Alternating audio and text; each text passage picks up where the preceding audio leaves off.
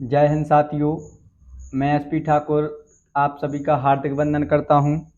दोस्तों, आज भारतीय इतिहास के एक और महत्वपूर्ण टॉपिक बात करेंगे गुर्जर प्रतिहार वंश पर।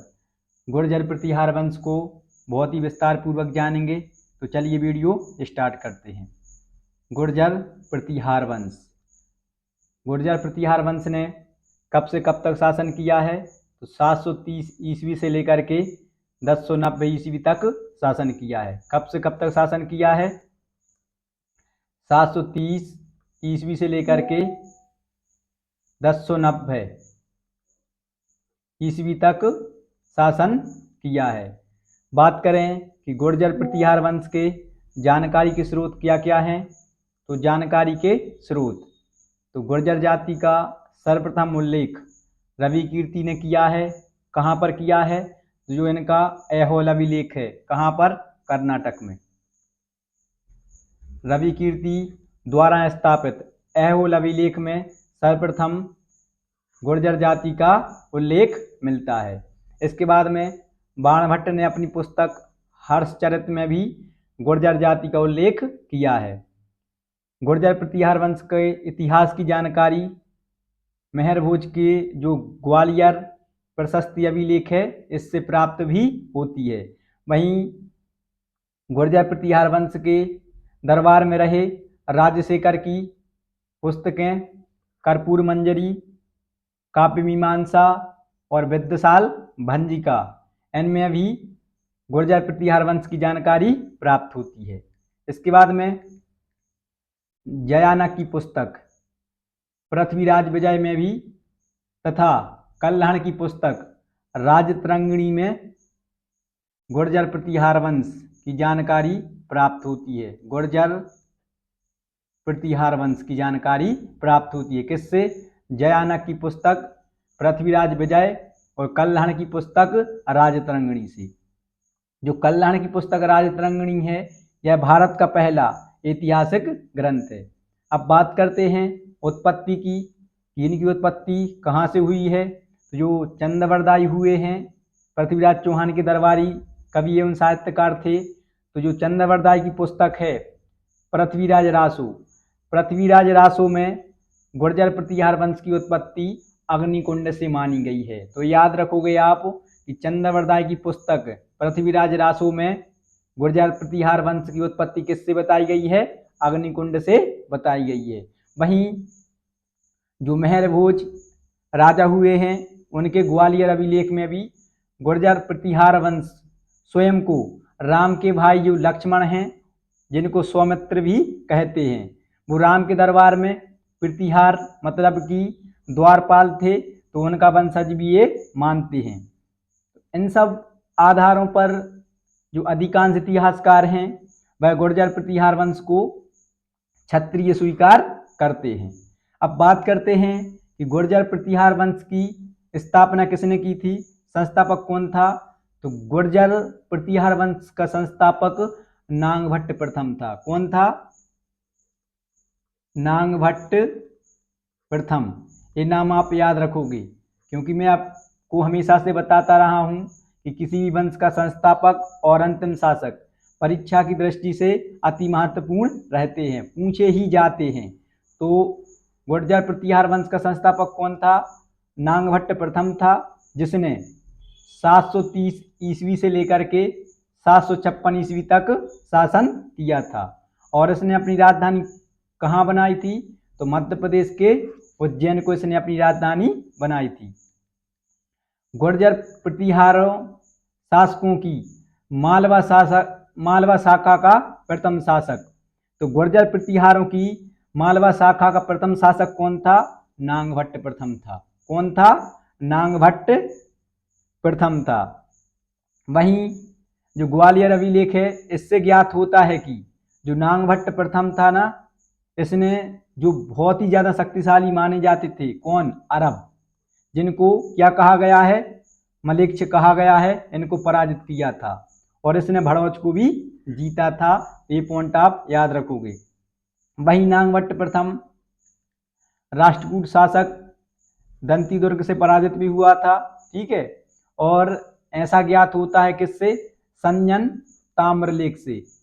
संजन ताम्रलेख से जानकारी मिलती है कि उज्जैन में हिरण्यगर्भ नामक यज्ञ चल रहा था।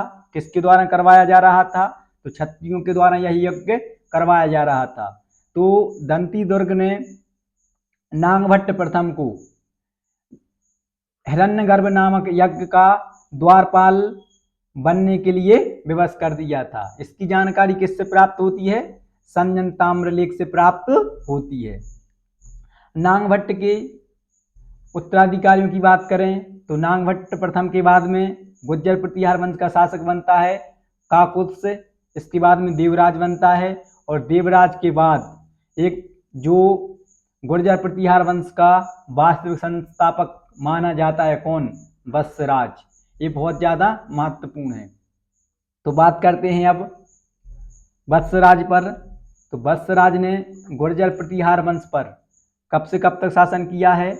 775 ईस्वी से लेकर के 800 ईस्वी तक। कितने वर्षों तक?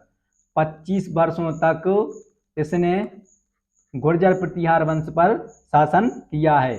गुर्जर प्रतिहार वंश का वास्तविक संस्थापक। तो गुर्जर प्रतिहार वंश का वास्तविक संस्थापक किसे कहा जाता है? वत्सराज को कहा जाता है। किसके लिए कहा जाता है? वत्सराज को कहा जाता है। जो वत्सराज था यह बहुत ही महत्वाकांक्षी शासक था। इसने जोधपुर राज्य पर आक्रमण करके प्रतिहारों की दोनों शाखाओं को गुर्जर प्रतिहार वंश में मिला लिया था और इसने जोधपुर तथा मालवा को मिला करके एक बड़े प्रतिहार वंश की स्थापना की थी। तो एक बड़े प्रतिहार वंश की स्थापना किसने की थी? वत्सराज के द्वारा की गई थी, जो गुर्जर प्रतिहार वंश का वास्तविक संस्थापक था। ठीक है। ग्वालियर अभिलेख से पता चलता है कि वत्सराज ने गुर्जत्रा, जो कि मध्य राजपूताना जाति थी, कौन? भट्टी।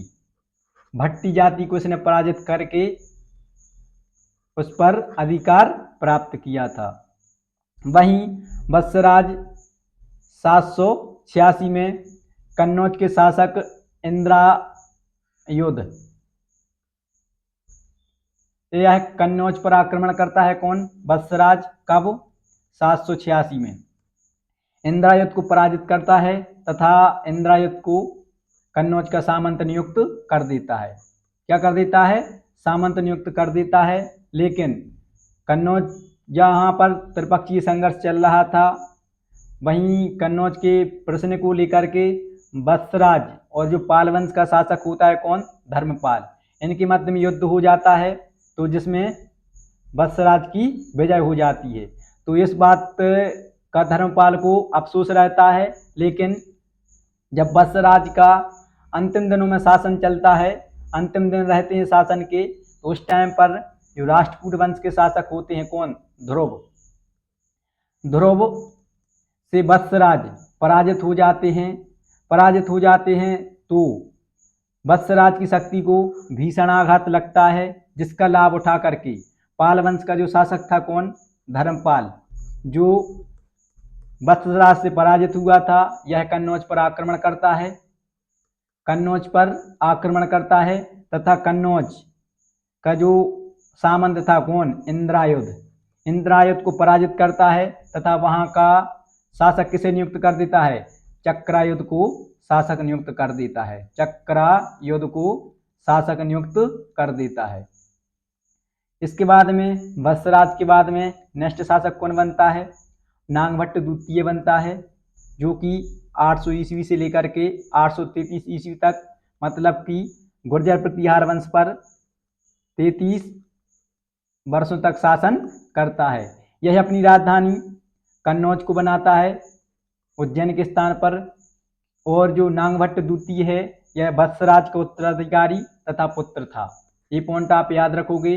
जो नागभट्ट द्वितीय था, यह वत्सराज का उत्तराधिकारी तथा उसका पुत्र था।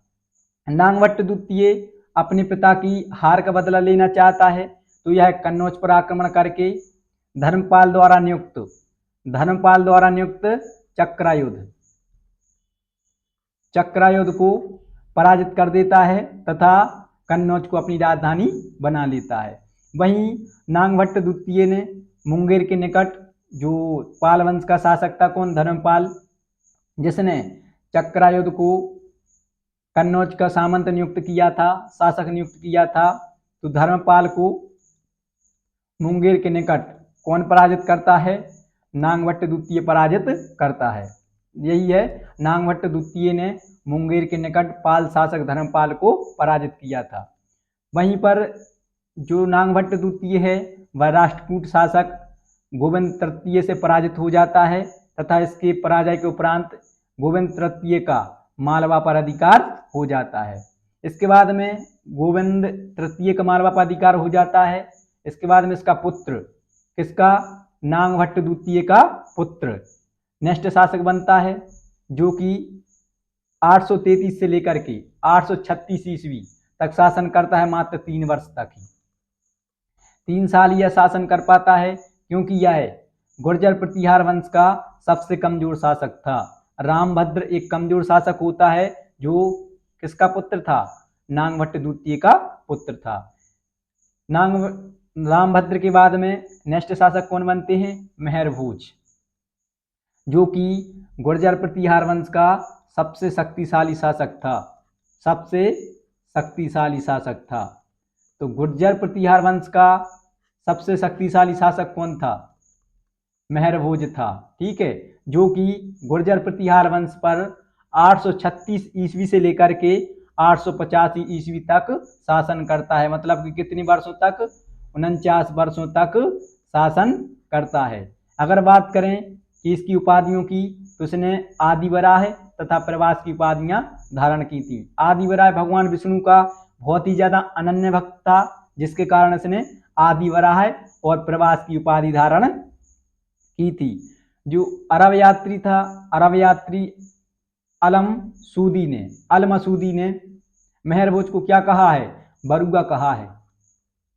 तो ये भी याद रखोगे आप कि बरुआ शब्द किसके लिए प्रयुक्त किया गया है, मेहर भोज के लिए प्रयुक्त किया गया है।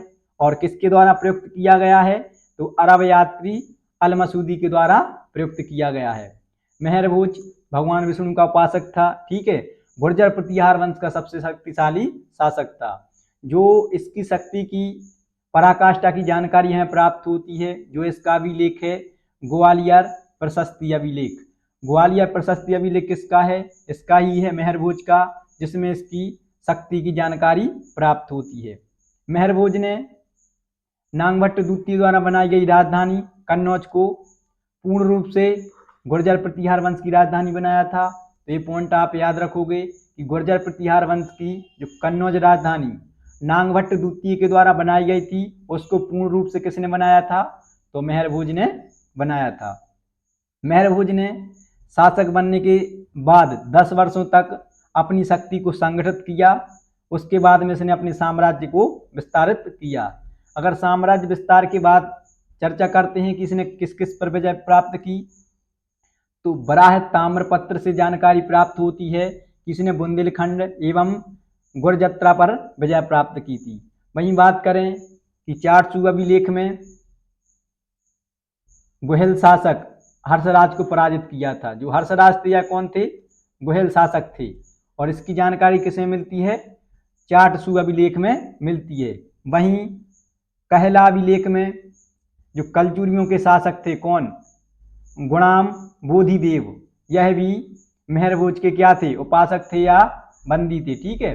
इसके बाद में प्रतापगढ़ अभिलेख से जानकारी मिलती है कि इसने दक्षिण राजपूताना पर विजय प्राप्त की थी। वहीं स्कंद पुराण से जानकारी मिलती है कि इसने सौराष्ट्र पर विजय प्राप्त की थी।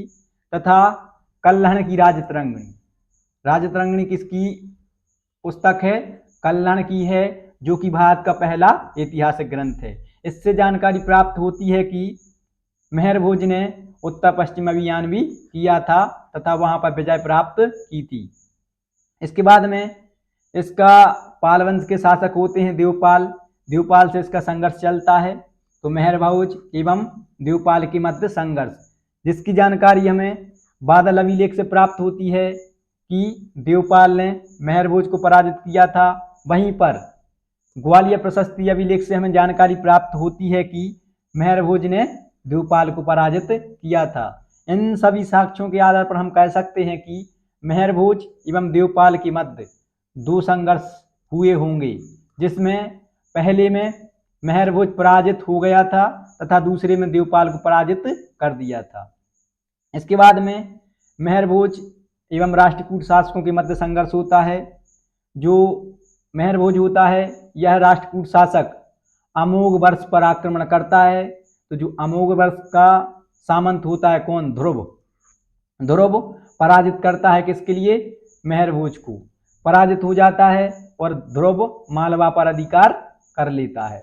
लेकिन आगे चल करके राष्ट्रकूट शासक होते हैं कौन? कृष्ण द्वितीय। कृष्ण द्वितीय को मेहरभोज पराजित करता है और पुनः मालवा पर अधिकार कर लेता है। इन सभी आधारों पर कह सकते हैं कि जो मेहरभोज था यह गुर्जर प्रतिहार वंश का सबसे शक्तिशाली शासक था, क्योंकि आप देख ही रहे हो किसने कहाँ कहाँ पर विजय प्राप्त की है। मेहरभोज के बाद में इसका उत्तराधिकारी बनता है महेंद्रपाल, जो कि 885 से लेकर के 909 ईस्वी तक गुर्जर प्रतिहार वंश पर शासन करता है। मतलब कि कितने साल?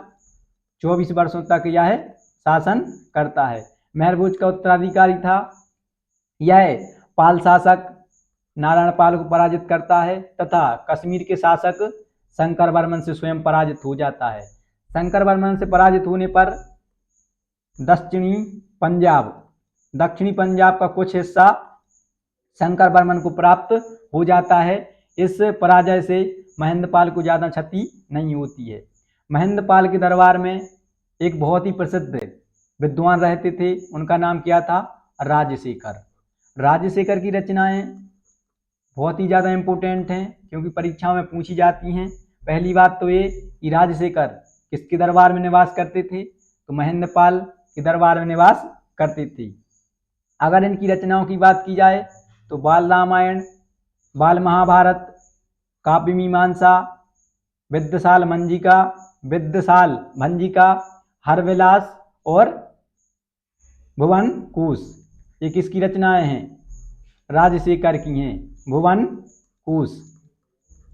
राजशेखर ने महेंद्रपाल के लिए रघुकुल तिलक, रघुकुल चूड़ामणि, सकल कला निलय, निर्भय राज और निर्भय नरेंद्र कहा है।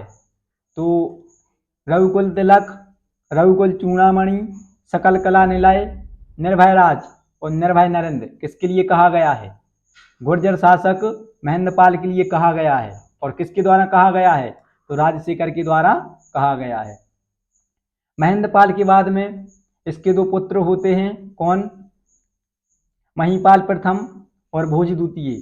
महिपाल प्रथम और भोज द्वितीय के मध्य उत्तराधिकार का युद्ध शुरू हो जाता है, जिसमें भोज द्वितीय रहता है।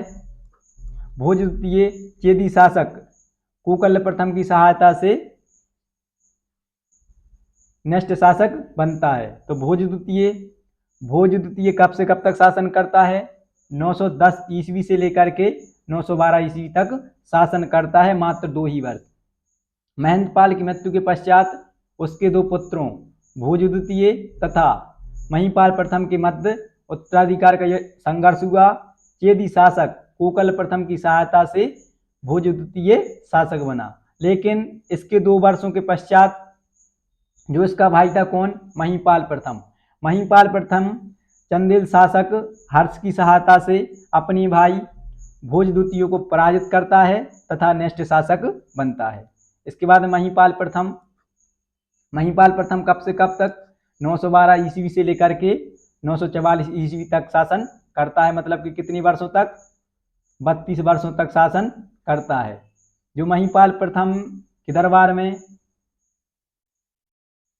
राजशेखर कुछ समय के लिए निवासरत रहे हैं, तो महेंद्रपाल और महिपाल दोनों आते हैं, क्योंकि दोनों के दरबार में राजशेखर ने निवास किया है।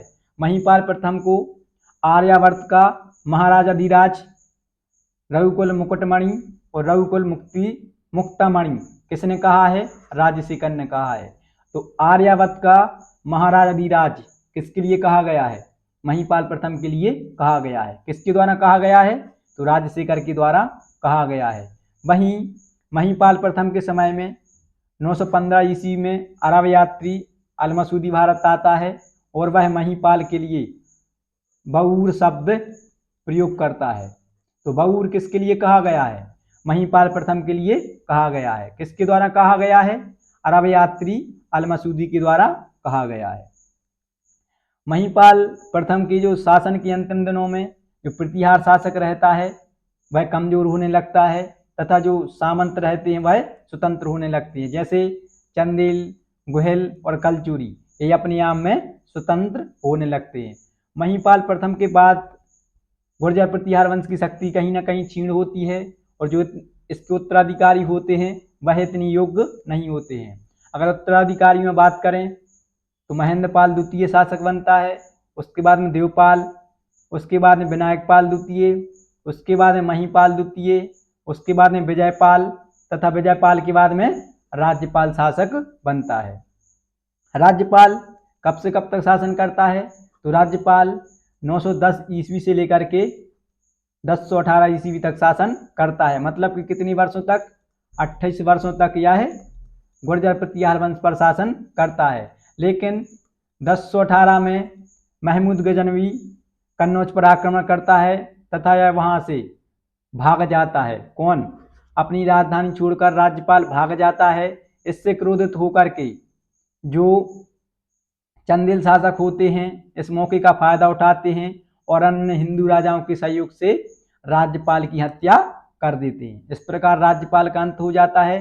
जो राज्यपाल के उत्तराधिकारी होते हैं वह त्रिलोचनपाल और यशपाल होते हैं, जो कि 1019 ईस्वी से लेकर के 1036 ईस्वी तक गुर्जर प्रतिहार वंश पर शासन करते हैं। गुर्जर प्रतिहार वंश पर शासन करते हैं और राज्यपाल के उत्तराधिकारी उतने शक्तिशाली शासक नहीं थे। ठीक है, इस प्रकार यशपाल की मृत्यु के पश्चात में इस वंश का पतन हो जाता है और 1090 ईस्वी में कन्नौज पर गढ़वालों का अधिकार हो जाता है।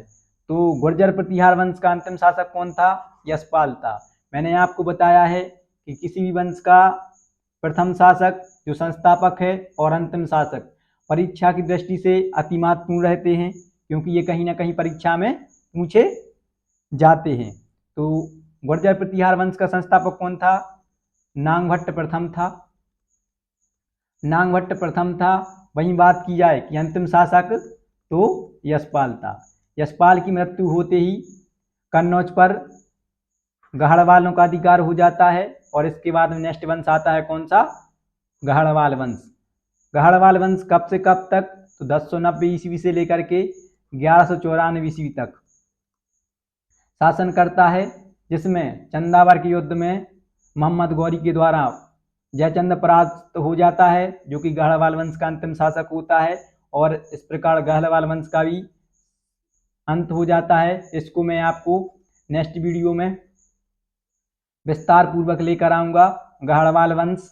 तो दोस्तों ये था आपका गुर्जर प्रतिहार वंश। अगर गुर्जर प्रतिहार वंश से परीक्षा में प्रश्न आता है तो इससे बाहर नहीं जाएगा। और दोस्तों अगर आप ये सब PDF लेना चाहते हो तो बिल्कुल फ्री हैं, ये हमारा व्हाट्सएप नंबर है, इस पर आप मैसेज कर देना। तो आई होप आप सभी के लिए जानकारी अच्छी लगी होगी। अगर आप सभी के लिए जानकारी अच्छी लगी हो तो वीडियो को लाइक और चैनल को सब्सक्राइब कीजिएगा, वीडियो को ज़्यादा से ज़्यादा शेयर कीजिएगा। मिलते हैं आप सभी को नेक्स्ट वीडियो में, तब तक आप सभी के लिए जय हिंद।